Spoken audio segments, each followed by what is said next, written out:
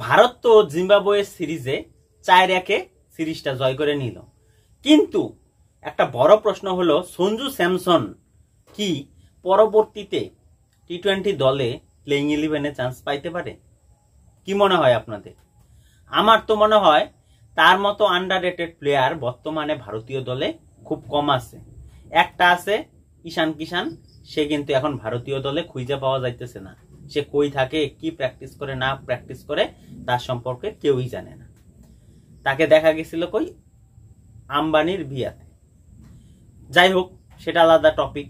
কিন্তু স্যামসন যে কিনা প্রমাণ করতে পারতেছে না বিসিসিআই কে, ভারতীয় ক্রিকেট দলকে, যে সেও একজন ভালো ব্যাটার, সেটা কিন্তু পঞ্চম টি-20 ম্যাচে কিন্তু যখন সে চান্সটা পাইলো, মৌকাটা পাইলো, সে কিন্তু চকা করে দিল।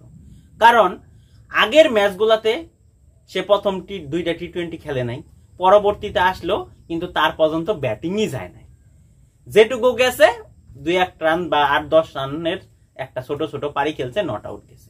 কিন্তু টিমের সিচুয়েশনে, টিমের চাপে যে সে খেলবে, টিমের জন্য কন্ট্রিবিউশন করবে, সেটা কিন্তু তার দ্বারা হয়ে ওঠে না।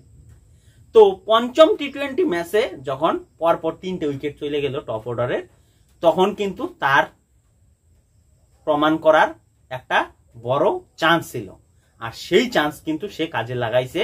দুর্দান্ত কিন্তু একটা অর্ধশত রান কইরা দিছে।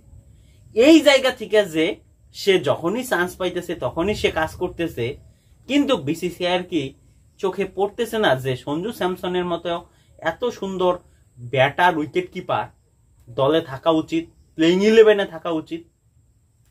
কি মনে হয় কমেন্ট করো। তার সাথে সাথে রিঙ্কু সিং, যেরকম কলকাতা নাইট রাইডার্সে সে যেই নাম্বারে 6 নাম্বারে 7 নাম্বারে ব্যাটিং করে, সেই পর্যন্ত নাইট রাইডার্সের যে সিজন গেল, সে কিন্তু ব্যাটিং করারই চান্স পায় নাই, খেলা দেখানোরই চান্স পায় নাই।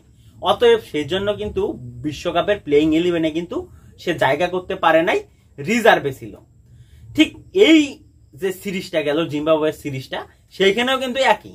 সে তাকে প্রমাণ করার মতো স্টেজ পাইতেছে না, কারণ তার পর্যন্ত ব্যাটিংই আসে না। সেও কি এইভাবে আন্ডাররেটেড থাকতে থাকতে সেও কি একদিন দলের থেকে বাদ পড়ে যাবে? কি মনে হয় আপনাদের? এইখানে বিসিসিআই তথা এই যে স্যামসন আর যে রিঙ্কু সিং যে ফ্যান আছে, তাদের কিন্তু আওয়াজ তুলতে হবে, না হলে এত বড় বড় প্রতিভা কিন্তু আস্তে আস্তে ভারতীয় দল থেকে নষ্ট হয়ে যাবে। তো আপনাদের কি মনে হয় অবশ্যই কমেন্ট করে জানান। ভিডিও ভালো লাগলে লাইক, শেয়ার, কমেন্ট অবশ্যই করুন। সঙ্গে থাকুন।